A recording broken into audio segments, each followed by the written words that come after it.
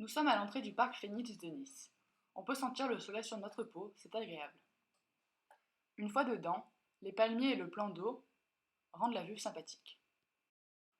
L'accès est facile car la promenade est juste à côté du parc. Avec cette magnifique vue, on peut même apercevoir des avions décoller.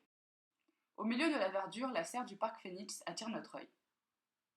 À l'intérieur, c'est rempli d'espèces végétales différentes de toutes couleurs. C'est la diversité qui rend ce parc si attirant. Des animaux sont présents dans ce parc pour la plus grande joie des visiteurs. Voici des wallabies. Ils semblent heureux et sereins et ont un grand parc pour eux tout seuls. Il y a aussi une petite loutre, très mignonne, elle a son bassin. Il est même possible de la voir à travers un hublot à hauteur des enfants. La petite loutre vient même se coller au hublot et pousse des petits cris, très contente de voir des humains. Ce parc accorde beaucoup d'importance à la sécurité des visiteurs.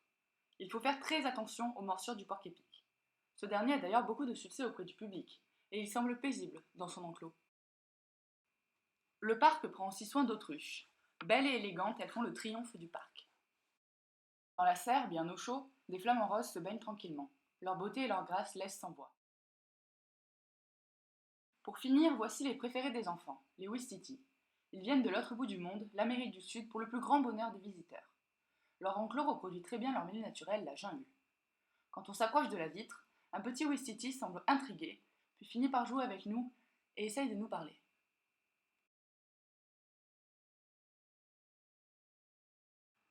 Les bâtiments visibles témoignent de la proximité et de l'accessibilité du parc à la ville.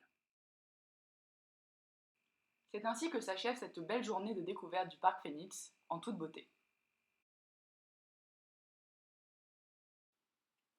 Nous sommes à l'entrée du parc Phénix de Nice. Le soleil tape fort, attention aux insolations. En rentrant, quelques palmiers sont éparpillés sur une grande place. On reste dans la carte postale niçoise. La route est juste à côté du parc, ce qui le rend quelque peu bruyant. Sans oublier l'aéroport, avec lequel kérosène et vacarme sont au rendez-vous.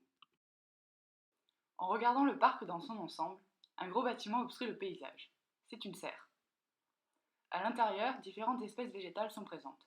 Elles viennent du monde entier. Ici, la chaleur est étouffante. Les animaux de ce parc, enlevés de leur milieu naturel, finissent dans des enclos. L'exemple des wallabies est très représentatif de la situation. Voici la loutre du parc et son bassin. L'ironie du sort est qu'on ne la voit pas nager dedans, car elle est enfermée dans cet espace restreint la plupart du temps. Aussitôt qu'elle nous voit, elle se colle au hublot, crie à l'aide et cherche à sortir.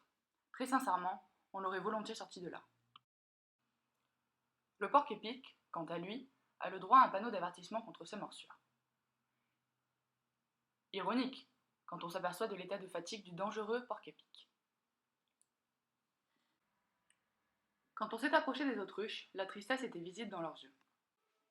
Les flamants roses, enfermés dans une serre, sont privés de leur vie sauvage et de leur liberté. Les Ouistiti, déportés d'Amérique du Sud, disposent d'une mini-jungle entre quatre vitres. Et ils ont traversé le monde pour ne même pas être dedans. Ils sont derrière, dans une cage de verre. L'un d'eux s'approche de nous, visiblement habitué à l'humain, ce qui n'est d'ailleurs pas étonnant. Il semble crier et appeler à l'aide. Une route, des habitations et des travaux. Quoi de plus naturel? Le parc Phénix, collé à l'aéroport et à la promenade, est parfait pour une balade silencieuse et reposante.